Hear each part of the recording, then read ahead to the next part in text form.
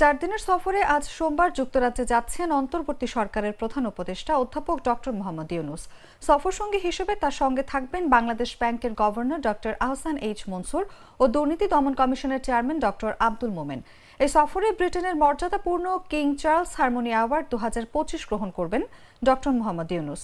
এর আগে বুধবার রাজধানীর বেইলি রোডের ফরেন সার্ভিস একাডেমিতে আয়োজিত এক প্রেস ব্রিফিংয়ে এই তথ্য জানান প্রধান উপদেষ্টার প্রেস সচিব শফিকুল আলম। শফিকুল আলম বলেন, সেখানে প্রিন্স চার্লসের সঙ্গে সাক্ষাৎ সহ বিভিন্ন স্বার্থ সংশ্লিষ্ট বিষয় দ্বিপাক্ষিক বৈঠক হবে। এছাড়া দুই দেশের সম্পর্ককে নতুন করে পুনরুজ্জীবিত এবং অর্থনীতি, বাণিজ্য ও বিনিয়োগের ক্ষেত্রে আরও ঘনিষ্ঠ সহযোগিতা গড়ার লক্ষ্যে এই সফর অনুষ্ঠিত হবে।